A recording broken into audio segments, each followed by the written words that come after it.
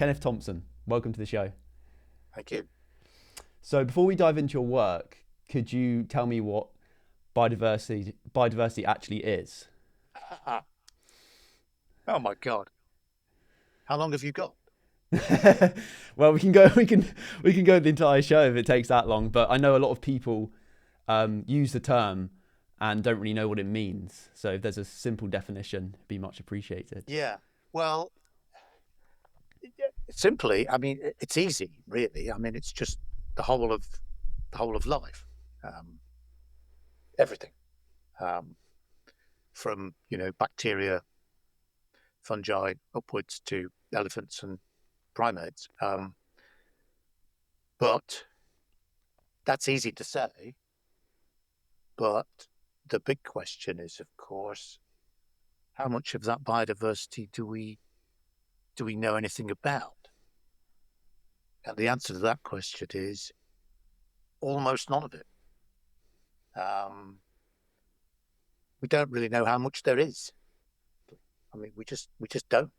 I mean, I could go on a bit if you'd like me to about why we don't know. Yeah, why don't we know? Why don't we know? Why don't we know? Because there's far too much, and most of it is far too small and far too inconspicuous. So biologists argue still, this debate never ends about how many species there are. I mean, you could start with the number of species that we've actually identified to the point where we've managed to give them a name. And that's, I don't know, the last count, 1 million, 2 million, who knows? Everyone agrees there are a lot more than that we've just not even noticed yet. So we know nothing about them at all. We just know they must be out there. And there are all kinds of reasons for that. One is that to an extent that most people can't really understand. Nearly everything. In fact, to a first approximation, everything is rare. I mean, you notice the handful of species around you that are really common. You notice rabbits, and you notice occasionally hedgehogs and oak trees, but they're very, very unusual. Almost all species are rare, and that's on top of being small and inconspicuous. Yeah. Yeah. So we know nothing about them. We don't know where they are. We don't know what they're called. We don't know how they make a living. We don't know whether they're increasing or decreasing. We don't know whether to worry about them. We don't know what would happen if they disappeared. Probably nothing. We don't know. And this makes, I mean, it's a separate question, but this makes conservation a nightmare if you actually stop for a moment and really think about what conservation is all about, or meant to be all about. What is it meant to be all about then? Well, what is it meant to be all about? You tell me. When did you last hear anyone? When did you last hear anyone actually discuss what conservation is supposed to be doing? Do you ever hear anyone Not really, no. talk about that? It's normally just discussions about saving a particular megafauna species or a famous species that people tend to care about. That's normally the conversation. Yeah. But well, here's the problem. What do we conserve? I mean, why we conserve what we want to conserve is a separate question. But first of all, just a simple thing. What do we conserve? What are the criteria? Bearing in mind that most of the species out there, we don't even know whether they are there or not. We don't know anything about them. And they're very rare. Mm. So where do we start? I mean, if you look around, people who conserve stuff for a living don't spend a lot of time thinking about this. And when you do start thinking about it, you can begin to see why, frankly, because one criterion that's been very popular in the past is rarity.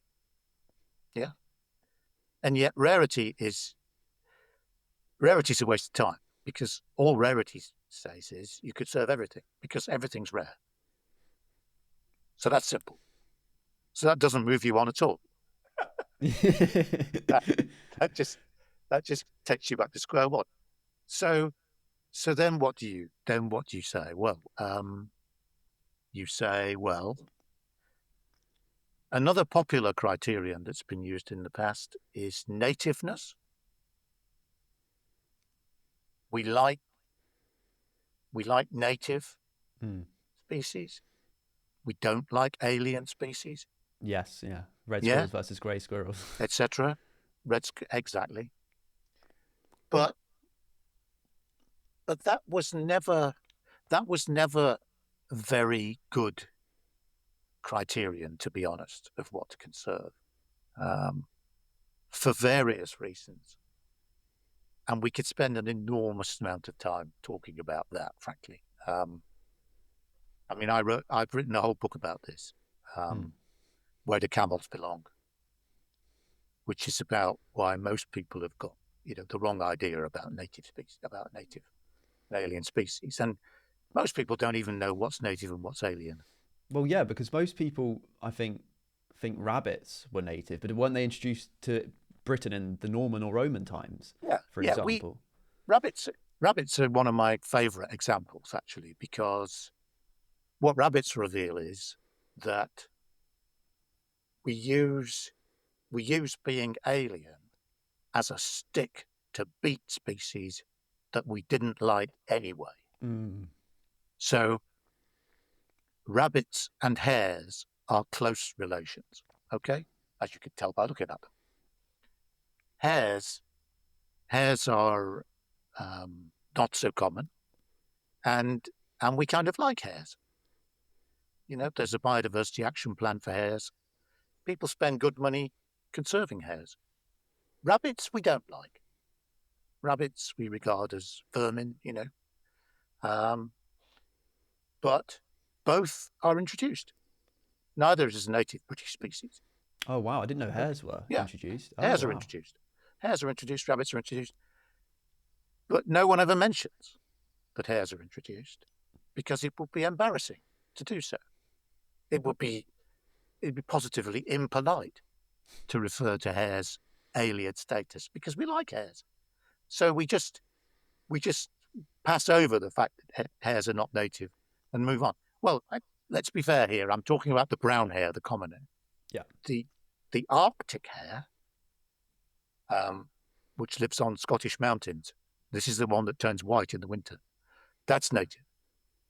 But the ordinary brown hare, the lowland brown hare, is introduced. So native was never very good, and we never applied it very consistently anyway. But what's happened recently, of course, is that climate change means that nativeness is even less used than it used to be as a criterion of what to conserve, because conserving native biodiversity in an age of climate change really is trying to push water uphill, frankly. I mean, just to give you an example, Kew Gardens were somewhat galvanized by how many of their trees died in 2022, which you recall was very hot and very dry. So they've just completed this major kind of forward-looking exercise, because Kew Gardens is all about trees. It's what they grow, basically. And they have to think on a long scale, on a long time scale. If you're growing trees, you do. And what they've concluded is that it's simply a waste of time at Kew planting almost all the common native British trees, because by the end of the century, they won't survive at Kew. Wow. Kew will just not be suitable for them. If you plant oak or birch, now at Kew, you're wasting your time. They're going to die. So nativeness is a rubbish criteria for what to conserve anyway. Right. So what have we dealt with? We dealt with the two biggies. Yeah. Yeah. Rarity, useless. Nativeness, useless. What does that leave us with? Exactly. Yeah. Well, what does it leave us with? To be honest, not a lot really. I mean, I was quite enthusiastic when I wrote Pandas, which is what is provoked this conversation. That's a long time ago. It's 15 years ago now that I wrote Pandas, and I had to kind of remind me what I was thinking when I wrote it. To be honest, because how's your opinions and the way you were thinking changed in the last 15 years from what you know now? I think when I wrote Pandas, I was quite enthusiastic about ecosystem services as a third alternative. In other words, we try to preserve the things that are happening that make the world habitable, essentially, that keep us alive, that supply water and soil and stuff, and I kind of still agree with that. It's hard to disagree with that, frankly. It's hard to disagree with that. But I have friends and I have colleagues, in particular an old colleague of mine called Jonathan Silvertown, who also writes books on this kind of subject. He's at the University of Edinburgh. And you could have fun talking to him too. That would be very interesting. He's got quite revisionist ideas about ecosystem services, and the more time goes on, the more I think I perhaps agree with him. What do you mean by revisionist? Well, he doesn't think that ecosystem services are the panacea for what we should be conserving. One of his problems is one that I referred to in Pandas, which is that it doesn't bring out the best in people to try to monetize nature. For reasons that I'm sure psychologists have spent, entire careers trying to work out. When you raise the question of money, you tend not to get the best out of people. Once people are made to think about what things cost, they're not inclined to pay, basically. There's a famous study where Australians were asked, about declining birds, and how would they feel if a particular native bird were to go extinct? And nearly all of them said, well, they'd be very sad, But the next question was, how much would they be prepared to pay to save it? And the answer from most of them was nothing. Wow. Wow. Like they wouldn't be. So it doesn't help. And also, it's interesting. Ecosystem services are they ought to do the job when you think about it. They ought to do the job, because if people understand the extent to which everything about them in the world, everything that their life depends on ultimately is a product of the natural world. That the soil their crops are grown in, that the air they breathe, that the water they drink is a product of the natural world. They would value that natural world a bit more than if they don't know that. And that seems like a really good argument. But Jonathan also says in conversation that if you look for evidence that making people think about ecosystem services has actually benefited biodiversity, the actual evidence that it's been good for biodiversity, there's very little there. It doesn't seem to work. It ought to work. I mean, heavens, makes sense. But in the end, you have to go where the evidence takes you. It's no good saying, just repeating over and over, well, it really ought to work, it must work. Surely it works. It doesn't seem to work very well.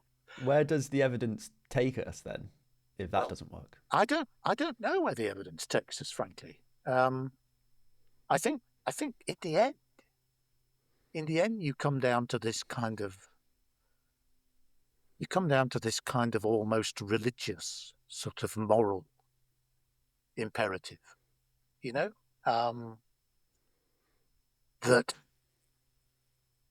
that the natural world doesn't belong to us. It's not there for our benefit. Although actually, going back to religion, most religions say it is. Most religions say that's exactly what it's there for. But it's not. And therefore, there's a kind of moral imperative not to leave the world more depauperate in everything than you found it,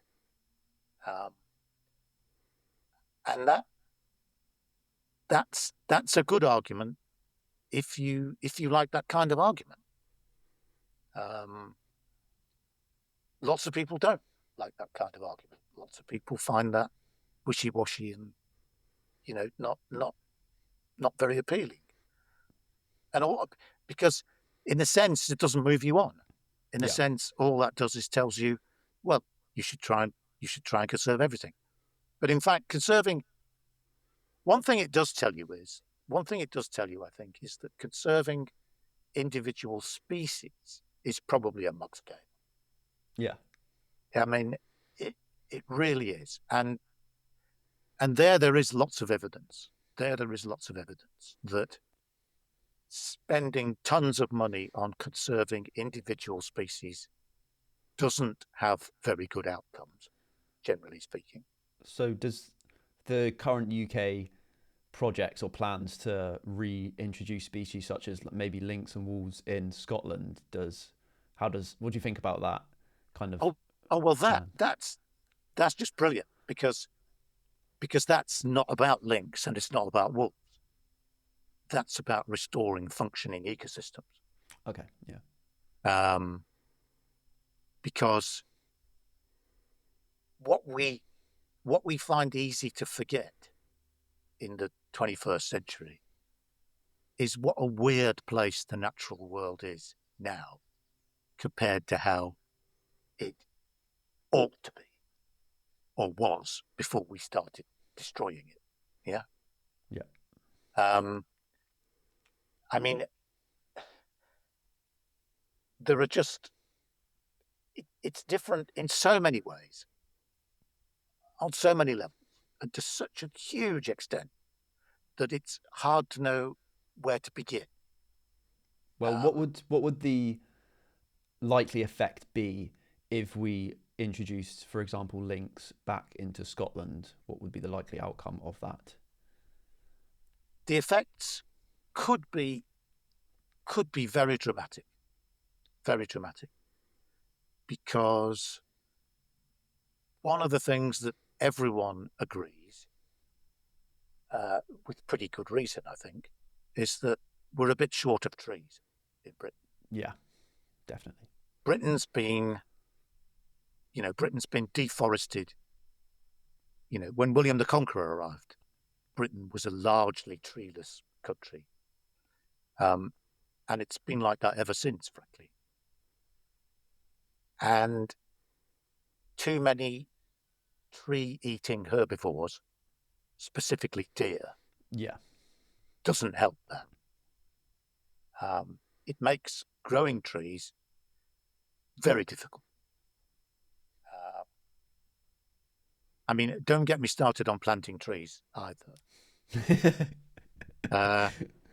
I'm going off down a bit of a rabbit hole at this point, but one of the problems with the ecosystem services argument is that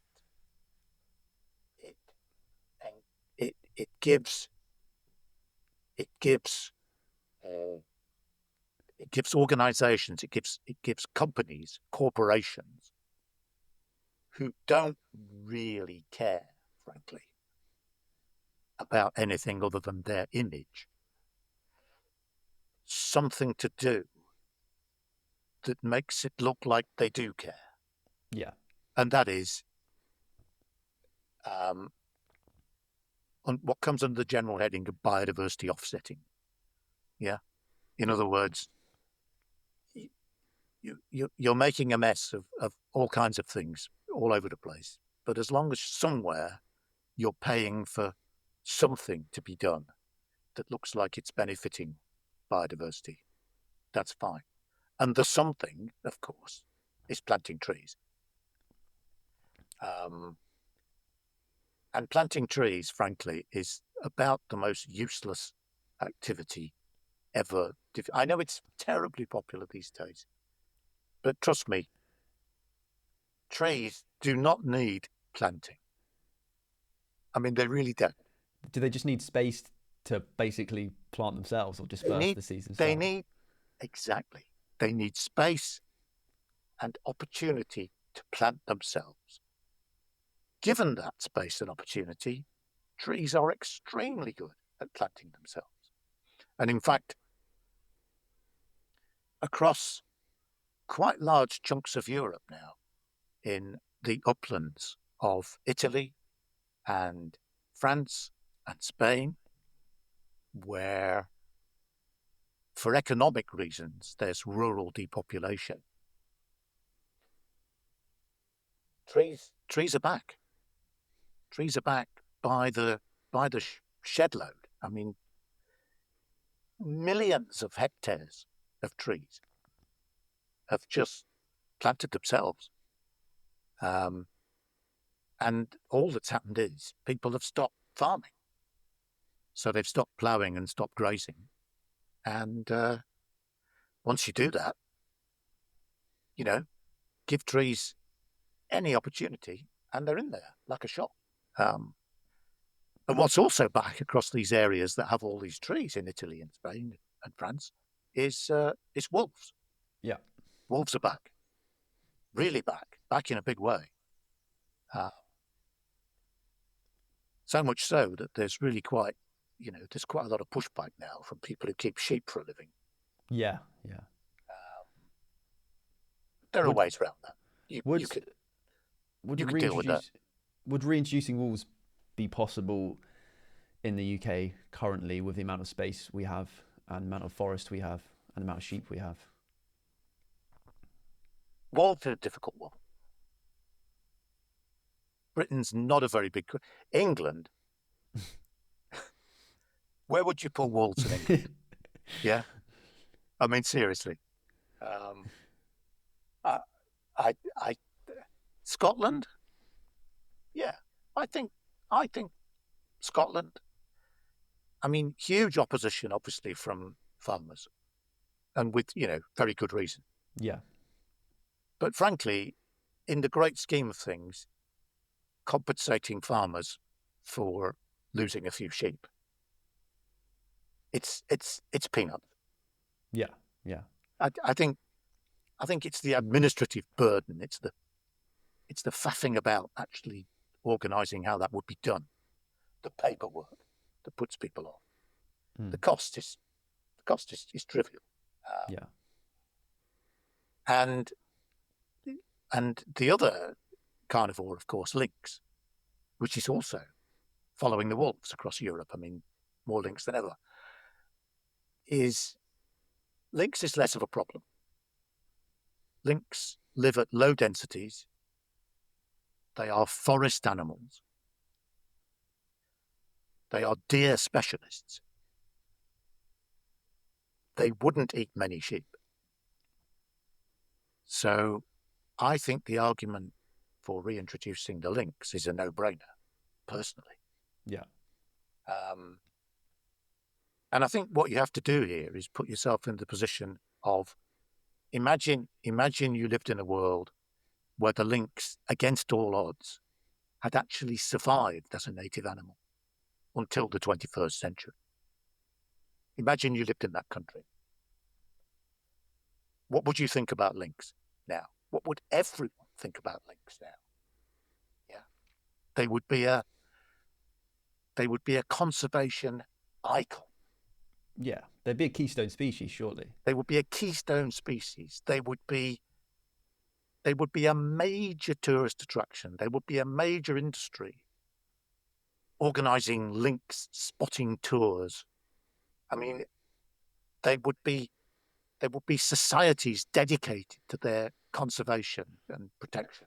I mean, I'd definitely be travelling up with my camera to try and photograph them if they were in Scotland. you would be trying to see them. I would be trying. Everybody.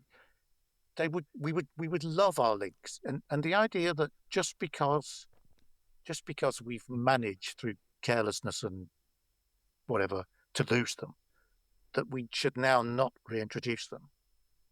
I think if you put yourself in the position of, are they still here? You would love them. Yeah. What's not to love? Bring them back, and they would help to. Basically, they would help to control the deer. And if you control the deer, because there's no other way of controlling deer. People say, oh, you could shoot deer. But shooting deer it's expensive. It kills the wrong animals. Shooting deer is natural selection in reverse. The deer people want to shoot are the big, successful deer with big antlers. But they're not the deer that would be killed by wolves and by lynx.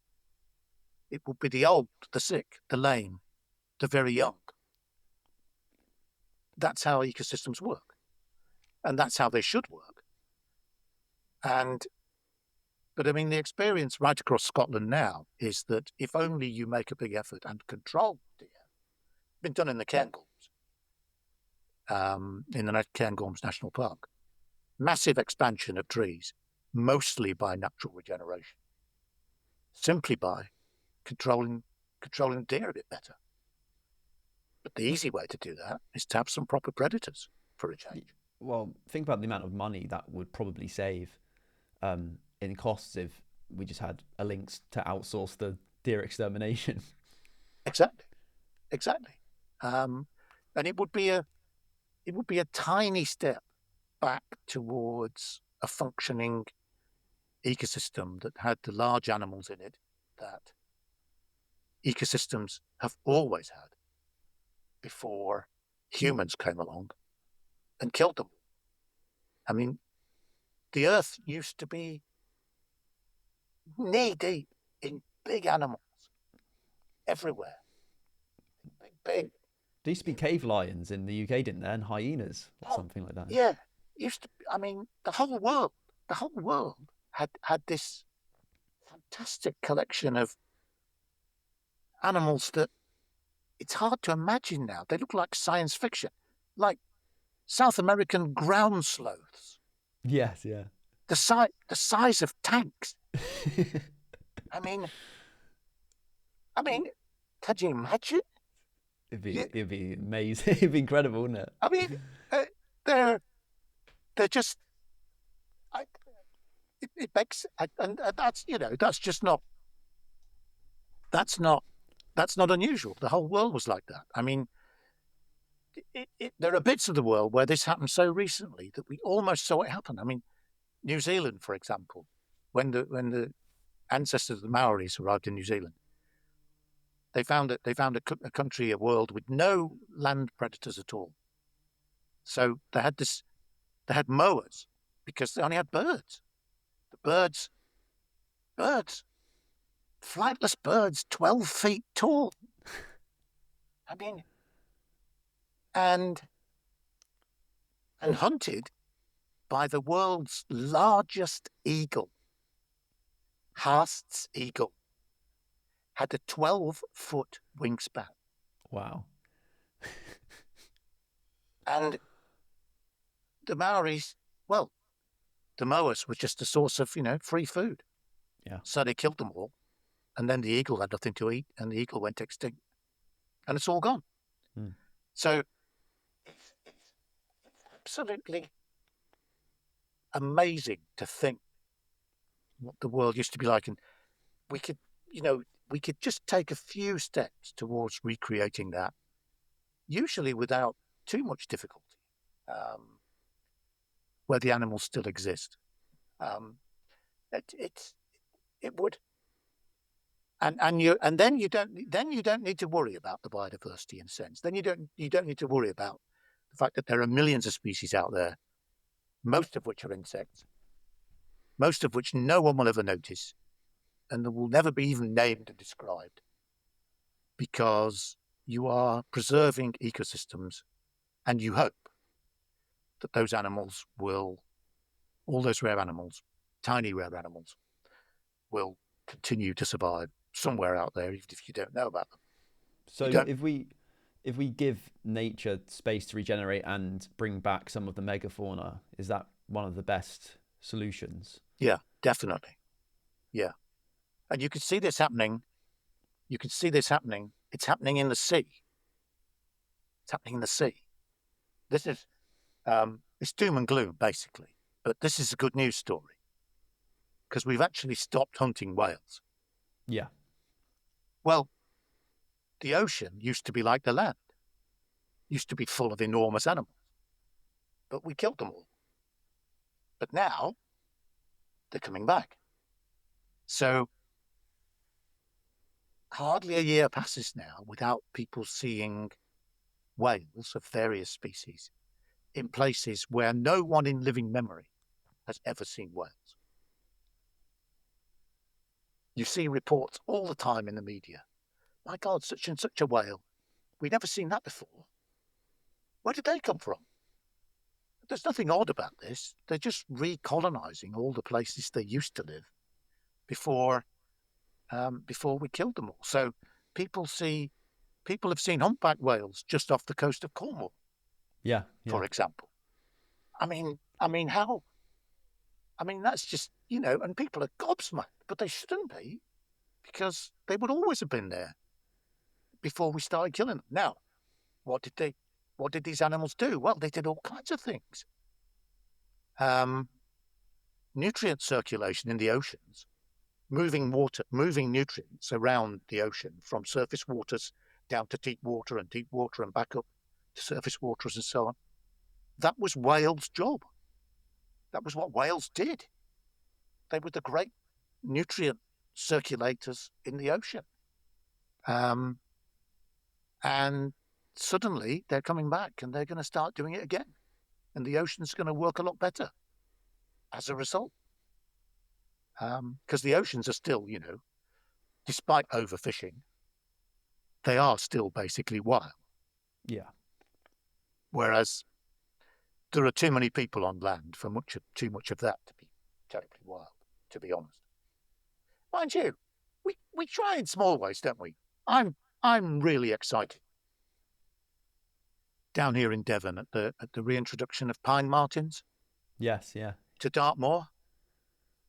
I mean, it's a small thing, but seriously, what's not to be? Well, yeah, big things start small, don't they? So it's better than taking no action whatsoever. Big things start small, and small gets people used to the idea that of reintroducing animals that used to be around but have been long locally extinct. So, I mean, pine martens belong on Dartmoor. They will always have been on Dartmoor. The woodlands of the Dartmoor River valleys would always have had pine martens in them. But we killed them all. Why did we kill them all? What was the reason? Well, various reasons. All the small mustelids, the martins, weasels, polecats, we like their fur. They've got lovely fur. Very fine, very warm. I mean, just beautiful for warmth and for decoration. I mean, you could just think how many animals you had to kill to get all those ermine in the House of Lords. I mean, seriously. Or a king's coronation. Although to be fair, King Charles recycled old coronation robes. They didn't have to kill any new weasels to make his robes. So that's one reason. And then later, when we got more and more people and more keeping more and more animals, they were regarded as vermin because of people keeping chickens, just like foxes. Yeah. So various reasons. But anyway, they were reduced at one point to just basically a few left in northwestern Scotland. What is that? Pine martens. Pine martens. But Wow. now they're spreading. Now they're spreading naturally. They've been reintroduced into Wales, where they're doing really well. And as I say, Dartmoor also. And I think Exmoor also. So that gets people used to the idea of that, and beavers. Yeah. Because I can't believe how much opposition there was throughout almost the whole of my life. People have been banging on about what a good idea it would be to reintroduce beavers. But the opposition was, I don't know, kind of weird in a way. I think we don't like change in a way. We like the world the way it was when we were growing up or something. We don't like change. There was a lot of opposition to beavers. I've no idea why. And in the end, it took people basically taking the law into their own hands. Well, yeah, people near from where I'm originally from, Canterbury, I think, released some beavers into nearabouts the Stodmarsh area secretly. And then now they're everywhere, but there's actual like a formal project to introduce them back as well going on. And I think there's not been too many problems. The only problem I would expect people to be annoyed with would be potentially flooding farmed land, but I don't know how bad that actually is or how often they do that. Well, it's not a real problem. Near where I live, there are beavers on the River Otter in East Devon. Again, originally unofficially. And, Natural England were, of course, initially, oh my God, we can't have this. We've got to get rid of them, but there was such local opposition to doing anything about them that in the end they had to give way and say, okay, we'll leave them. But Exeter University have conducted a big study of what they do with beavers. And the news is almost all good.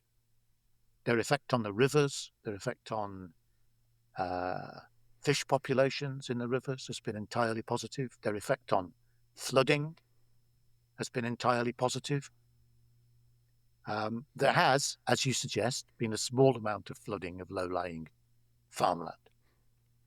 But basically, that's one of those things where if you agree to compensate farmers for that, the cost is trivial, and the benefits are enormous.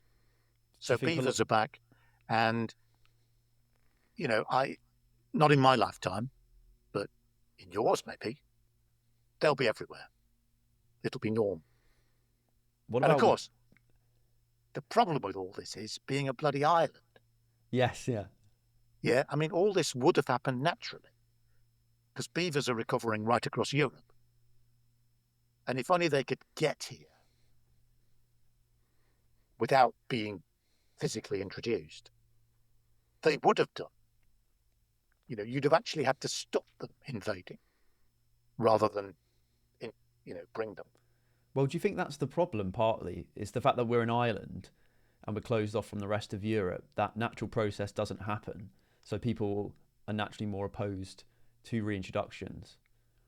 Yeah, I think being an island has got a lot to do with, it's got a lot to answer for, basically. I mean, let's be honest, being an island has been quite useful in the past at times. But it does make us feel a bit special, a bit different in a way that we're probably not, to be perfectly honest. I mean, beavers, lynx, wolves, all the rest, they would all turn up here on their own if only there was a mechanism for them to do so. And so, and it's one of those things, attitudes change, don't they? The interesting thing is you can't push people to do things they don't want to do. And yet, over time, imperceptibly, attitudes, not just in this area, but across everything, attitudes imperceptibly change. And suddenly you wake up one day and what seemed a really weird idea 50 years ago seems perfectly normal. I mean, I'm old enough to remember all the arguments about wearing seatbelts in cars. I mean, seriously. Did you have you seen videos of in America when they introduced it and they'd interview people on the side of the road and they'd say, like, they'd ask them like what they think about it and they'd have their kids in the back and then they'd be, I think it was to do with banning alcohol actually, Yes. like drinking or driving. Yes. And they were like, oh, this is a communist country. Like, it can't be having this. This is against our rights. And it was drinking in the car. Yeah, it's just driving along drinking. Yes. Yeah. I mean, yeah, drinking and driving is another one. But that and seatbelts are both insane, frankly. I mean, and yet there was a major, really strong pushback against being made to wear seatbelts. It was a kind of major infringement of one's personal liberty to stop you, killing yourself, basically. Yeah. It even quite a slight accident, you can be seriously injured without seatbelt. So nowadays, it's kind of a no-brainer. You get in a car, you put on a seatbelt. You don't even think about it, do you? It's like breathing. And yet, it's an idea that before its time had kind of come, you couldn't persuade people. You just couldn't. People are impervious to logic, essentially. I mean, they just are. And almost the more logical the argument, the less they like it. The more kind of raw emotion takes over, So this is what gives me kind of hope in one sense, that all these reintroduction problems in decades to come will seem less of a problem, less and less of a problem. People will look around and they'll see beavers will become a natural part of the landscape. Lynx will follow, I'm sure. Lynx will be reintroduced. And after a few decades, people will notice that lynx have been here for a long time and the world has not ended. And in fact, not only that, you've never seen a lynx. Because they're secretive, rare forest animals. It's almost, well, it is kind of shifting baseline syndrome, but in a positive way this time, because... Yeah, this is positive shifting baseline syndrome. Yeah. This is, it's in a good way. Yeah. Shifting baseline syndrome is nearly always a bad thing. But on this occasion, I think eventually it will be a good thing. And then maybe decades down the line, finally, people will come round to wolves. Maybe. What about bears? Bears, yeah. Bears is a big ask. Bears is a big ask. They really do need lots of room. And they're also the only animal that we're talking about that is actually a physical threat to humans. I mean, if lynx were reintroduced, you wouldn't know. You would never see them. I would never see them. All you would notice is a few less deer and a few more trees. Wolves? Would you notice wolves? You might, occasionally. But are they a danger? No. All these old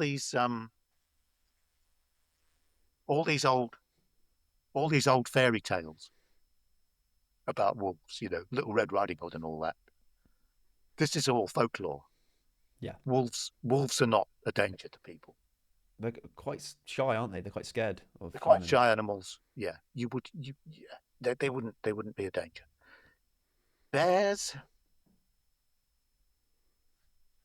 are dangerous. I've never seen a bear, but I've been to Yosemite. And I noticed there how much emphasis there is in Yosemite on how to deal with bears. Keep yourself safe from bears, what to do when camping, how to avoid encounters with bears, what to do if you encounter a bear. It's really big, it's everywhere. And that's because having people visiting the park being eaten by bears is bad publicity. They don't want that to happen. And that's in a place like Yosemite Park, which is huge and basically empty. Whereas in this country, I mean, England's a non-starter for bears. Scotland, could you have a small population of bears in Scotland? Maybe, but it's a big ask. I'm not hopeful for bears. I don't think the bear reintroduction campaign has much hope. Not for a long time, anyway. Yeah. What about bison? Because you said about deer being a problem, eating trees and stuff, but in Kent and maybe in Devon as well, there's Wildwood Trust, which I'm a member of, that have introduced, like semi-introduced bison to like a large enclosure. So what do you think about bison being reintroduced? Yeah, bison. Yeah. Well, it's another native animal that should be here. Used to be.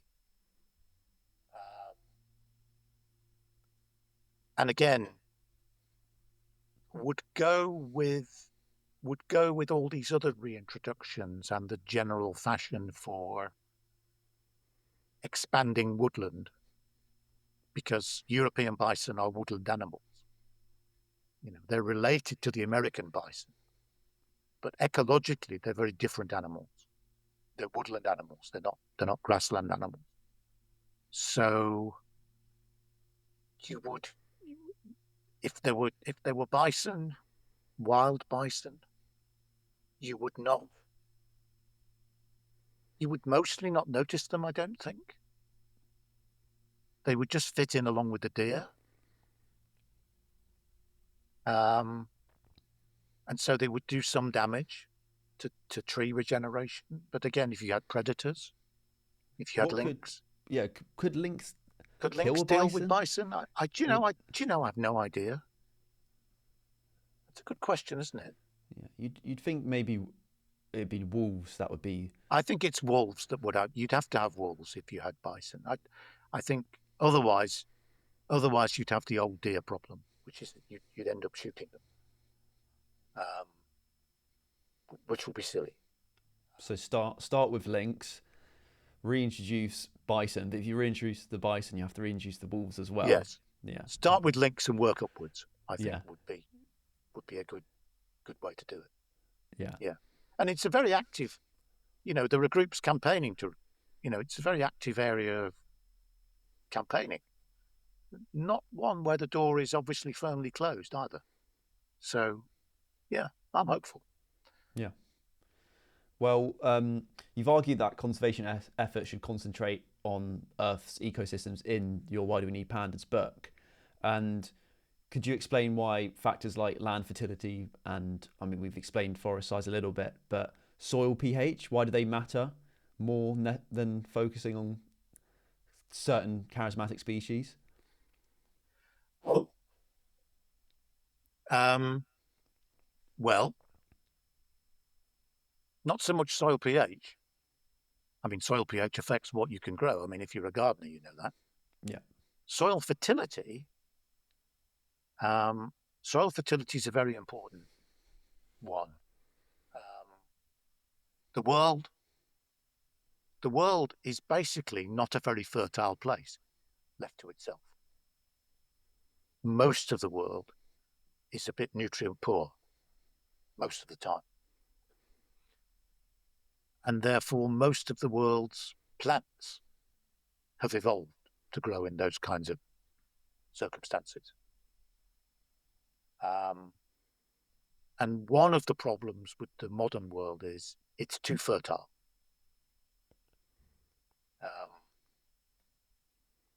Agriculture is just, spreading nitrogen, phosphorus around the planet like there was no tomorrow. And because that's what you do if you want to grow crop. Why is that a problem?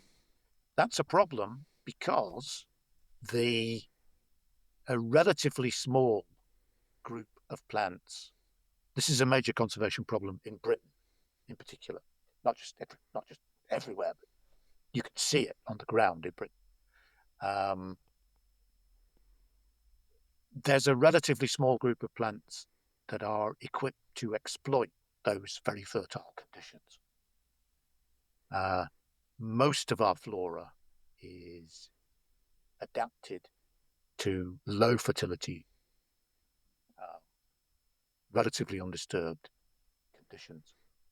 So agriculture, lots of disturbance, lots of nitrogen, lots of phosphorus, is very bad for the great majority of flowering plants.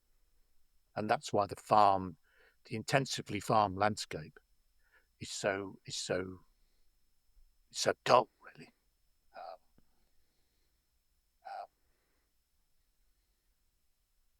You can, what can you do about that? Difficult, really. You do, if you have a small country with lots of people and you don't want to import all your food, which would only be exporting the problem anyway. Yeah. You need agriculture, and you need moderately productive agriculture so that farmers can make a living. Now, there is a little bit of a trend towards not just achieving productivity by shoveling on yet more nitrogen and phosphorus onto the land. Because what farmers are beginning to notice is that eventually doesn't work very well.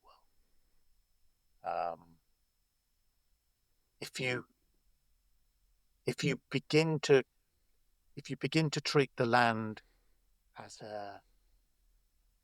if you begin to treat soil essentially as a kind of inert medium,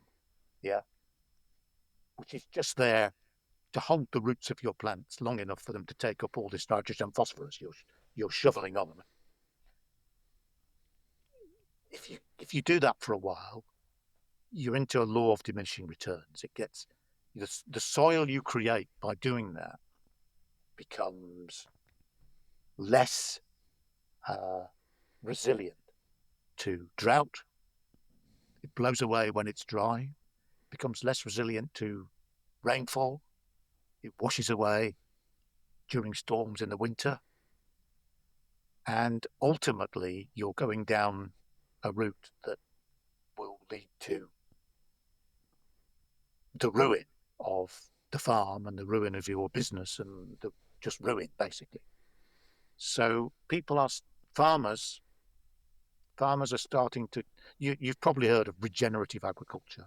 Yeah. Yeah, the idea that farmers are now taking more sensible farmers, clever farmers, farmers who are looking ahead a bit, are taking more care of their soil with cover crops, with more legumes. There's even a trend towards incorporating livestock again into arable rotations, and we haven't done that since the Middle Ages. Yeah, I mean, seriously. Why is that beneficial? Why would that be good? Well, it's just a way of it's a way of if you if you it's a way of helping to make the rotation, an arable rotation with, say, a year of fallow with a grazing crop. You can then, what do you do with that grazing crop before you go back to whatever you were trying to grow in the first place, wheat or oats? You put sheep on. And you don't even need to own the sheep. There's a kind of new business evolving, which is rent-a-sheep, where you may be an arable farmer, but you can actually hire sheep to come in as part of your rotation and graze your fallow. And it's all about soil. Civilization depends on soil. Yeah, I mean, that's it. Yeah. Soil is the only thing that stands between us and, starvation. Is it for that reason? Because Yeah, we depend on it for food? yeah. So it's looking after soil, and all this means that farmers can spend, more organic matter, more legumes, fixing more nitrogen of their own, less phosphorus being washed out of the soil because the soil is more organic matter in it and is more resilient. Means clever farmers who are going down this route are finding they're spending a half or even a third or even a half less on fertilizer than they used to spend. Wow. Yeah.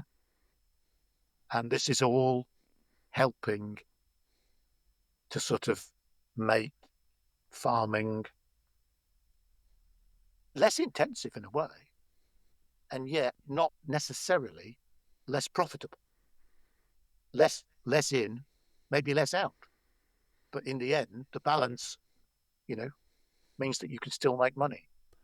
How does we were talking about sparing room for like natural habitats to regenerate. How does that play into the farming kind of issue or problem? Is it a good idea to give space on farmland to natural habitats? Yeah, I think so.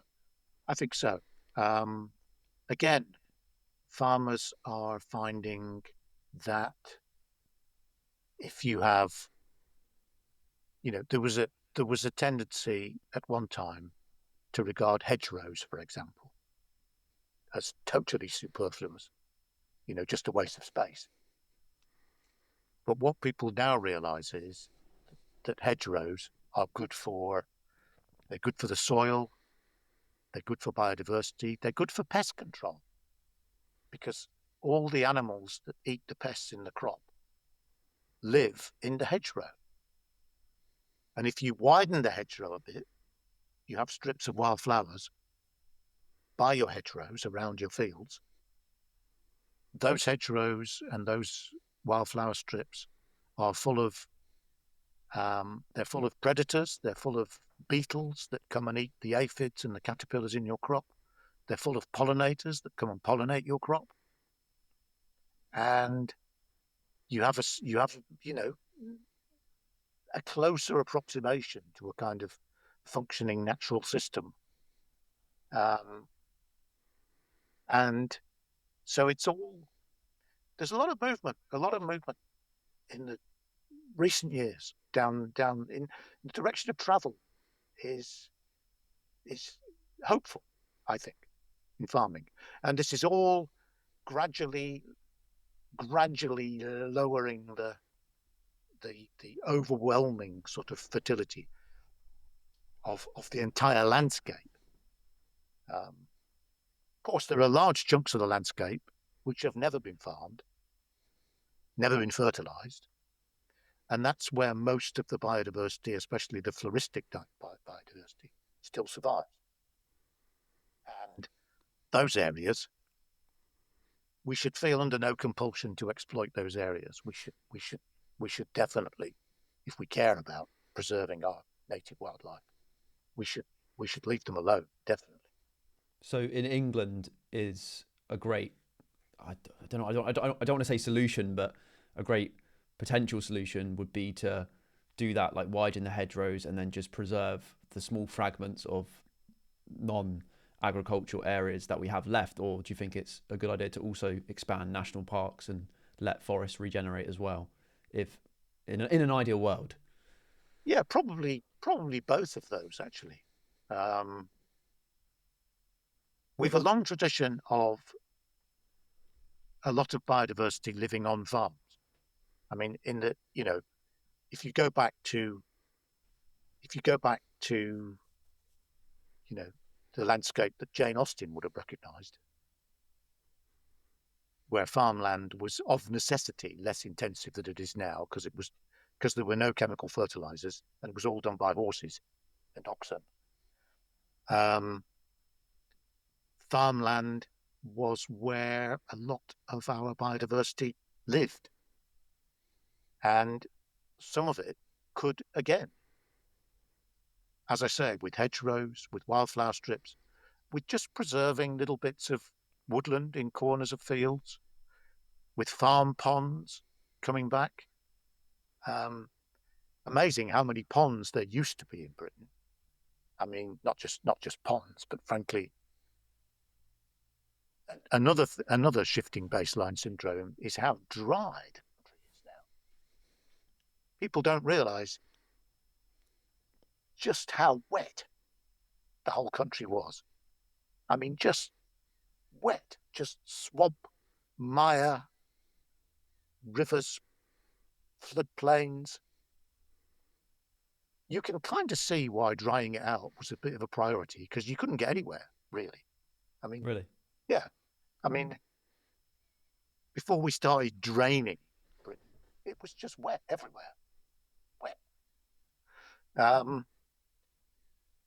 Bringing any of that back in a small way is helpful. So yeah, more ponds, and on the less, just in less productive corners of fields on farms. It needn't cost anything really, and it absolutely didn't cost anything, because there's money, there's government money to do these things. Various agri-environment schemes pay farmers to do this now. So yeah. If we we were talking about shifting baseline syndrome, right? How have you seen the UK's biodiversity change since you were a little boy to now?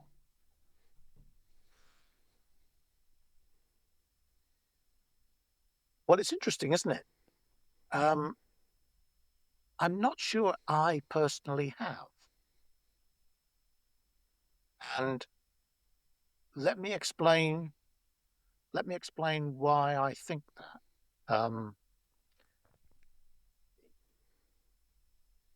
For most of us, our encounters with wildlife, if we have any, are at home, specifically in gardens. And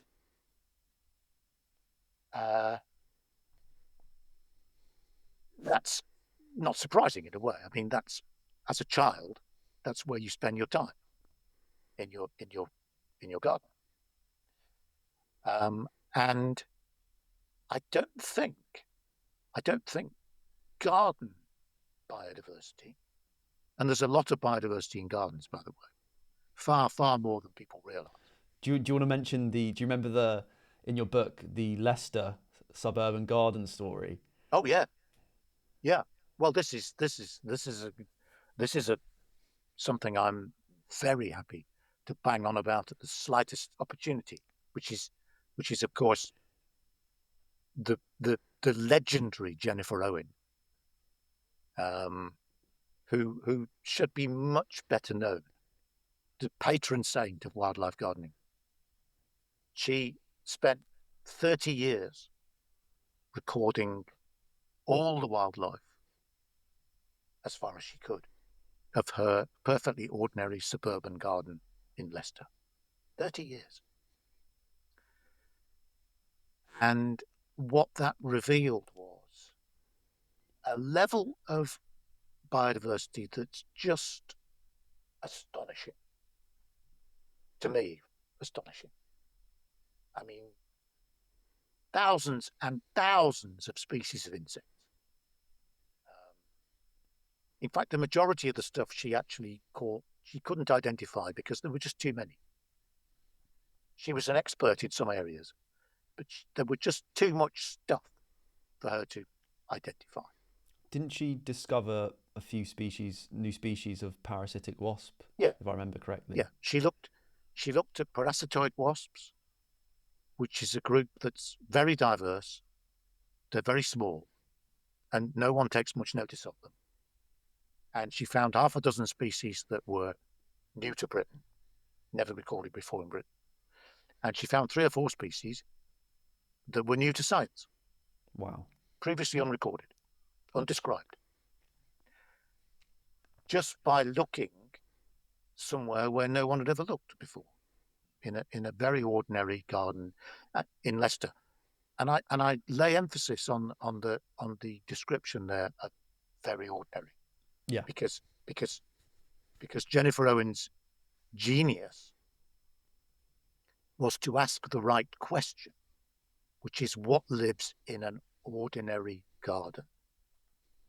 Not a garden where all the stops have been pulled out to try and promote biodiversity, but just a garden that she managed for her own enjoyment, with flowers, fruit, pond, lawn, rockery, etc.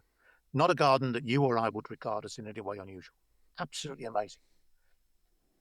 And so that work was carried out in the last 3 decades of the 20th century and showed this astonishing level of biodiversity in gardens. And I think that was probably the case in my parents' garden when I was growing up. You know, that I was just amazed as a small child by frogs and toads. I remember finding toads living under the shed, you know, and just being amazed by just simple stuff, you know, by butterflies and bees, and I still am in the same place in my garden now. You know, I go out and I go and look at my pond and I see the newts swimming around, and I see that you know, all the different species of birds on the bird feeder, and it's just, and I think gardens have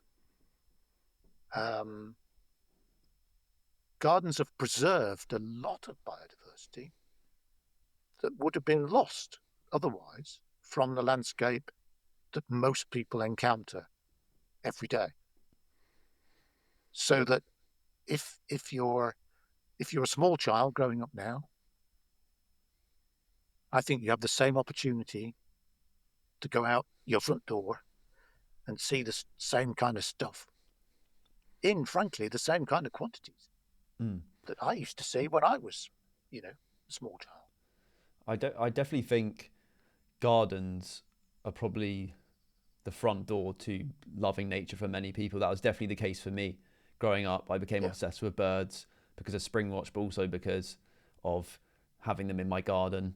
And my dad was a massive bird nerd as well. He had loads of bird books I used to go through when I was younger. I remember him saying he lived just in front of a railway embankment, which had an orchard the other side of it, and he remembers nightingales nesting at the back of his garden. Yeah. But I guess that's an exception. It wasn't an urban garden. It was a rural one. But that is an exception. That is an exception, and mostly what the evidence shows is that most of the biodiversity you'll find in a garden is about the same, irrespective of where your garden is. That's not quite true for birds because they're so mobile. Yeah. So if you have a rural garden, birds will come into your garden from surrounding countryside that are not urban birds. And so you will see a bigger range of birds in a rural garden. You'd be very lucky to see nightingales, I agree. Yeah. But even so, the thing about wildlife is I find just as much fascination in the very common as the rare. There's a bit of an archway out here in the garden, and every morning there's a pair of collared doves that sit on it, looking for all the world like a sort of happily married old couple, and they sit there kind of looking at each other and doing a bit of cooing and having a bit of a peck around, and then they fly off together, and somehow you see them, and every morning they're still there. You're kind of reassured that the world is still functioning as it should do. Definitely, yeah, definitely. In a weird way. It's comforting, isn't it? I mean, I've so many stories like that. That's how I began my career as a wildlife photographer, was just observing the birds and wildlife around my garden. I even have a picture of 2 collared doves on my neighbour's brick wall, like kissing each other, or looks like they were kissing. And exactly. Even down here in Cornwall, we've got herring gulls, the opposite side of my accommodation, and there's a whole story behind it. There's different nests on different roofs, and there's fights, and then there's the great black back gulls above my building that swoop down, and there's a bunch of conflicts. You don't have to look very far. You don't have to look very far at all. I mean, I'm not too far from the sea here, and the sky is full of gulls all the time, and quite often, way above all of them is a buzzard. And the first thing you know it's there. You just hear this distant, and you go, oh, there he is, and we seem to have a lot of jackdaws here, and I just love jackdaws because you can just tell how clever they are. Yes, yeah. They sit there and look at you with their head on one side, like weighing you up, and you could just tell how smart they are, So birds, of course, birds are the tip of the iceberg. Yeah, birds, they're obvious in a way, although they're not all obvious, but yes. And yet birds, if your garden's got plenty of birds, all is right with the world, frankly, because almost all those birds are brought up, when they're young at least, on invertebrates of various kinds. Aphids, caterpillars, spiders, you name it. And if all that other wildlife that you never noticed wasn't there, the birds wouldn't be there. So they're probably the best indicator species of biodiversity. Birds are a real indicator. If the birds look healthy in your garden, then everything else is probably healthy too. Yeah, definitely. Yeah. So birds, so gardens, I'm a bit of an evangelist for garden wildlife. I wrote my own little book on garden wildlife years ago, No Nettles Required. which I still regard as one of my proudest achievements, basically. And people still come up to me and say how much I loved reading No Nettles Required, the advice about what to do to attract wildlife. But there isn't much you have to do, frankly. Just garden. Just grow stuff. Yeah, is it growing stuff, or is it letting stuff grow itself, like we were talking about forests, or in gardens you have to be a bit more hands-on? Oh, you've got to be a lot more hands-on. Yeah. Jennifer Owen, again, going back to Jennifer Owen in her Leicester garden, she spends quite a lot of time. She wrote 2 big books on wildlife in her garden. She spends quite a lot of time going on about, why is all this stuff in my garden? What's it doing? Why is it here? And the conclusion she came to, and is the correct one, I'm sure. And the conclusion is, it's because of gardening.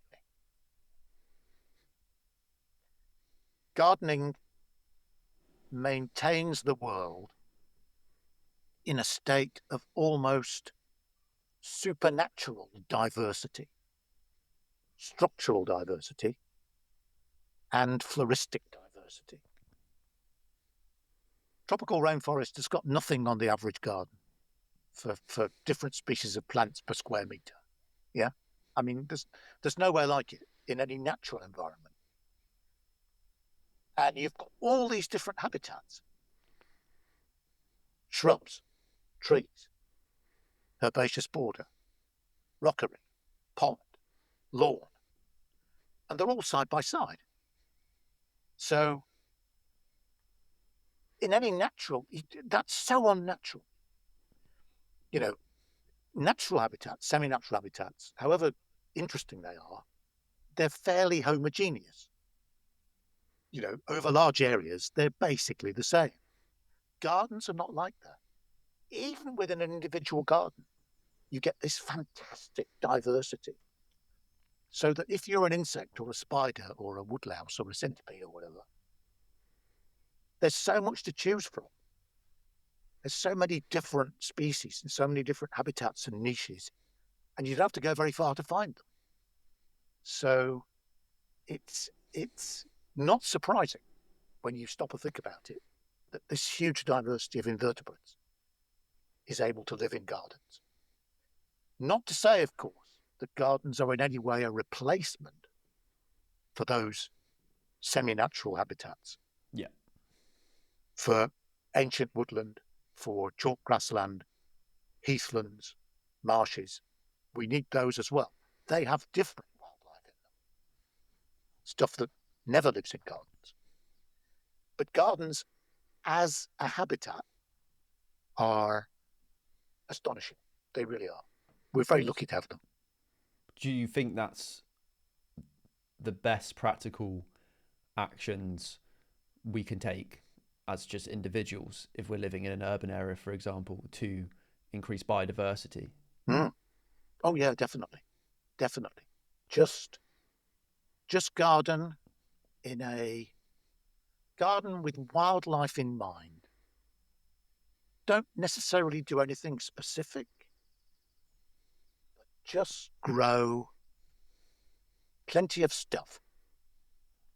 Shrubs, trees, herbaceous plants. Keep the ground covered, not too much bare ground. Although actually bare ground is good for some things.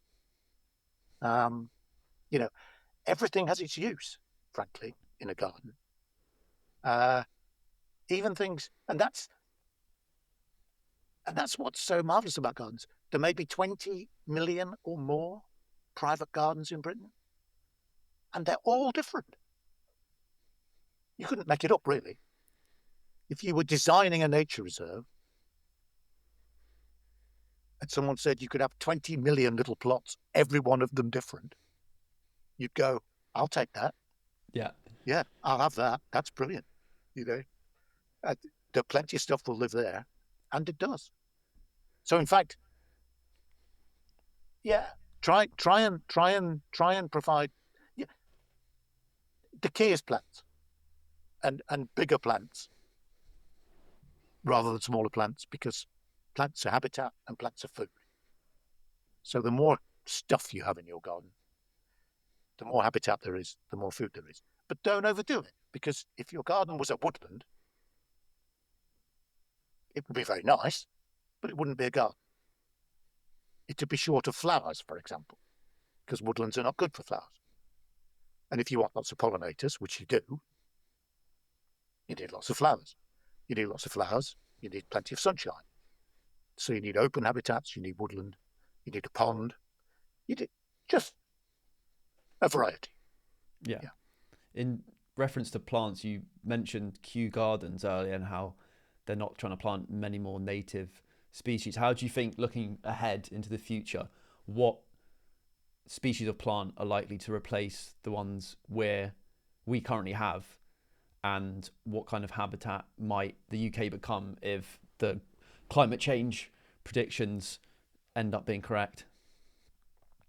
Well, the process is already underway, really. I mean, we already have, down here in the south of the country, we already have woodlands of holm oak, Quercus ilex,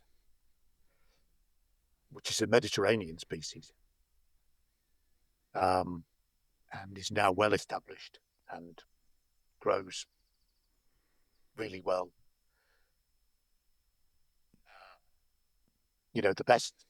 Our best bet is that by about 2050, which is not far away now, London will have the climate of Barcelona. Wow. So that's why you begin to realize that a lot of native stuff is not going to be terribly happy. A lot of native trees and other plants and wildlife is going to be okay in Britain for a long time, but it's just going to slowly move northwards. And there are people who've looked, have kind of shown. The thing about plants is plants move very slowly. Yeah. It's a slow business moving if you're a plant. But plants are clearly slowly moving northwards in Britain. It's much easier to observe things moving that are a bit more mobile. So, for example, over the last 20, 30 years, if you look at the northern range margins of moths in Britain, because we have thousands of moths, they've been moving northwards on average about 5 kilometers per year. Wow. Every year. Now, what that necessarily tells you is that there's room for new moths in the south. And unlike big animals that don't get to Britain unless we move them, moths can do that on their own because they can fly. So over the last century or so, Britain's acquired nearly 150 new species of moths. Wow. New species that are now established in Britain. Nearly all of them are European species, which have simply arrived here on their own, without any human assistance. Some people who dislike all foreign species on principle, throw their hands up in horror at that and say, "Oh my God, what can we do? Can't we stop them?" And the answer is, no, we can't. And in any case, why would you? Yeah. Because your own native moths are slowly moving northwards, leaving in the south of Britain what would essentially be a moth vacuum. And that's being filled by new species from Europe, not surprisingly. You can see it happening. It's the same with the speckled wood butterfly, isn't it? They've moved further north over the last few decades as well. So it's happening in many different species and animals. Yeah, specklewood features in Jennifer Owen's garden because she wrote 2 books about her 30-year study, and in the first book there is no specklewood because it wasn't there. And then in the second book she says, 1996, specklewood arrived in my garden, and that's it. It's there. And a little bit further north, because I used to live for many years in Sheffield. Yeah. 2000, specklewoods arrived in my garden. 5 years earlier, they'd arrived in Jennifer Owen's garden. Yeah. They arrived in my garden. By 2010, they were just about the commonest butterfly in the garden. Now, they're a long way north and east of Sheffield and Leicester. They've just kept going. So climate change, you could see it in action if you just sit in one place for long enough and watch what's passing you on its way north. You could see climate change happening. Well, even, I don't know if this is 100% related to climate change, but back in Kent, we're seeing loads of vineyards sprouting up everywhere. Do you think that's related to warming temperatures, potentially? Oh, I think so, because, people are very quick to spot these kinds of opportunities. And if it becomes more and more difficult to grow, I don't know, strawberries or something that needs, cooler temperatures and more water, or colder winters, like it's getting harder and harder to grow black currants because they need colder winters to make them flower. Why not grow grapes? Great. Let's do that. I mean, you could say this is all bad news. I mean, you could say, well, this is terrible. But that won't help, will it? I mean, no. It's happening, and we're not going to stop it now, I'm afraid. Yeah, I guess it's just adapting and trying to mitigate it and trying to see new opportunities that arise from it, whilst doing what we can to preserve what we have. Yeah, so. But the wildlife, especially the wildlife that's mobile enough to take advantage, will be way ahead of us. Yeah. Yeah. Well, Dr. Kenneth Thompson, ladies and gentlemen, thank you very much for coming onto the show. I really, really loved your book, Why Do We Need Pandas, and that gardening book. I'll definitely read. It sounds really interesting. Yeah. But you're actually the first guest that has come onto the podcast. I've got a few more lined up already, but I've really enjoyed it, and I hope you've enjoyed it as well. Where can people find your work, and do you have any new projects coming up? Not really. No, I'm long retired. Yeah. And I just spending my time, enjoying my grandchildren and enjoying my garden. Yeah. I write gardening journalism still.